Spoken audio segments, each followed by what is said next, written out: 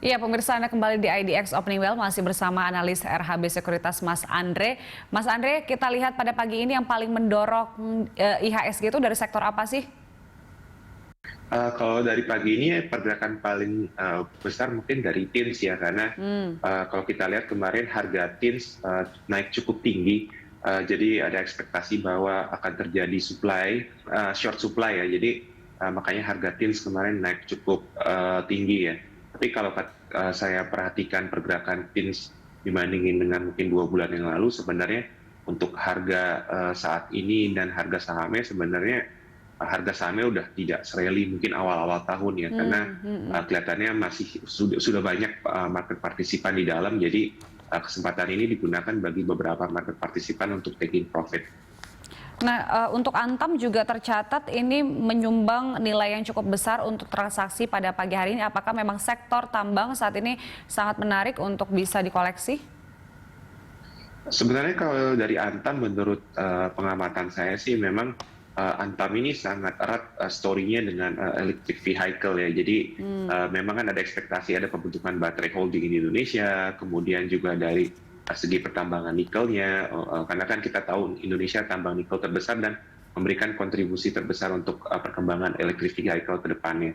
Kalau kita lihat di global market juga sebenarnya story electric vehicle ini ya masih cukup hot ya. Jadi saya merasa sih walaupun secara valuasi Antam harganya mahal, tetapi kelihatannya market masih menyukai story atau narasi dari Antam yang nantinya akan mengembang-gemborkan electric vehicle di Indonesia. Jadi saya lihat itu merupakan sentimen yang masih positif untuk saham Antam.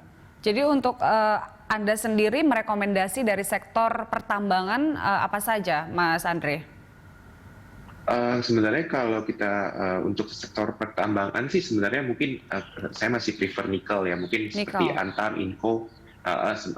Antam Info masih cukup menarik. Kemudian juga TINS juga kelihatannya sebenarnya kalau kita ngomongin alat untuk hedging inflation ya, sebenarnya semua base metal ini bisa menjadi saham yang sangat baik untuk di tahun 2021. Tapi memang untuk volatilitas ini untuk ketiga saham tersebut cukup tinggi karena banyak market partisipan di sana, terutama dari partisipasi dari para pelaku market yang baru bisa dibilang baru lah. Jadi volatility-nya cukup tinggi. Baik. Mas Andre, di awal pekan ini apakah memang tepat untuk berinvestasi jangka panjang untuk beberapa emiten atau kita trading aja nih di pekan ini, Mas Andre? Kalau saya lihat sih sebenarnya masih ada beberapa emiten yang untuk jangka panjang, tapi kalau saya sih melihatnya ini masih trading range ya, karena sebenarnya dari segi fundamental kan belum banyak berubah ya dari bulan Januari, Februari, Desember. Jadi saya melihat untuk sementara waktu memang masih trading range, jadi agak sideways. Jadi saya sih lebih merekomendasi untuk memilih saham-saham yang memiliki fundamental baik, dan ketika mungkin sahamnya terkoreksi bisa dikoleksi, namun nanti ketika harganya sudah cukup sesuai dengan risk toleransi ya bisa di take profit. Tapi kelihatannya memang sekarang ini masih trading range ya. Oke, nah mungkin yang termasuk paling aman itu adalah sektor perbankan ya, Mas Andre ya. Rekomendasi Anda apa?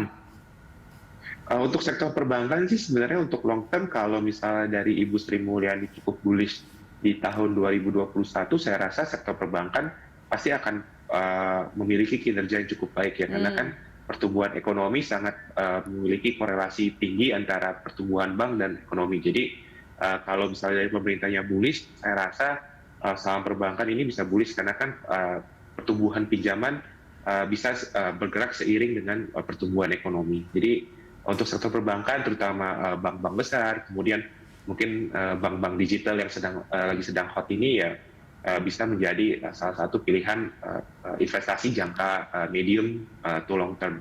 Apa saja rekomendasi dari Anda? Untuk bank sih saya paling suka sebenarnya BNI ya, BBNI, karena saya melihat valuasi masih cukup murah di sekitar 0,6 kali book value dibandingkan dengan mungkin Bank Mandiri, BRI yang valuasinya sudah lebih mahal. Saya lebih suka BNI. Kemudian juga di BNI itu ada turnaround story dari manajemen barunya. Jadi saya cukup bullish untuk BNI. Nah, untuk trading sendiri Anda rekomendasi dari sektor apa? Untuk trading sih sebenarnya tetap ya, kalau untuk trading mungkin saham-saham komoditas related Komoditas. seperti coal, mungkin nikel, tins, batu bara, kemudian juga dari chicken feed, itu bisa menjadi pilihan untuk trading. Apa saja rekomendasi emitennya, Mas Andre? Mungkin untuk batu bara tetap seperti kayak Adaro, Ya, ya. ITMG, kemudian untuk chicken feed mungkin bisa lihat Java atau Cepin. Baik, proyeksi-proyeksi misalnya untuk chicken feed ini seperti apa sih sebenarnya Mas Andre? Kenapa untuk saat ini baik untuk dikoleksi oleh investor? Kalau saya sih melihat bahwa chicken feed ini ya biasanya sebelum Lebaran kan naik ya, kan kita tahu Iya. Lebaran agak sedikit maju tahun ini. Jadi sebenarnya Hmm, ekspektasinya mungkin pergerakan harga ayam itu juga nanti demand-nya akan naik sebelum harga Lebaran. Which is kalau kita ngomongin puasa Lebaran di bulan Mei, bulan puasa di April, ya berarti kan pergerakannya sebenarnya untuk harga ayam itu pasti nanti akan di bulan April awal ya. Jadi dan sekarang sudah Februari tengah, jadi ada ekspektasi bahwa ada peningkatan harga ayam dalam waktu medium term. Nah, untuk sektor telekomunikasi, apakah termasuk bisa kita koleksi untuk pekan ini, Mas Andre? Untuk telekomunikasi sebenarnya lebih ke defensif ya. Jadi saya sebenarnya sektor telekomunikasi tidak terlalu favorit ya, terutama untuk operator karena banyak subsidi, kemudian juga competition masih cukup tinggi. Tapi untuk sektor tower sebenarnya saya masih lebih suka dibandingin dengan mungkin operatornya. Baik, tower ya. Dan untuk saham otomotif, apakah ada yang menarik? Untuk saham otomotif kemarin euforia dari PPNBR diturunkan ya, tapi saya melihat sebenarnya ini masih short term sentiment karena kan kita tahu sebenarnya demand untuk pembelian mobil baru ini agak berkurang karena pandemi, karena Ya. orang stay at home, jadi mobilitas berkurang. Jadi sebenarnya memang timingnya agak kurang tepat. Tapi kelihatannya kalau nanti ekonominya sudah balik lagi, saya rasa saat ini ya memang untuk diakumulasi aja. Tapi ini view untuk lebih long term karena kan balik lagi penjualan mobil juga berkorelasi tinggi dengan pertumbuhan ekonomi. Jadi kalau mungkin teman-teman investor view-nya 6 bulan ya saya rasa cocok untuk mengkoleksi saham-saham mobil. Baik, lebih ke menengah panjang ya untuk otomotif. Mas Andre, terima kasih untuk rekomendasi dan semua informasinya pada pagi hari ini. Pemirsa, analis RHB Sekuritas, Andre Benas.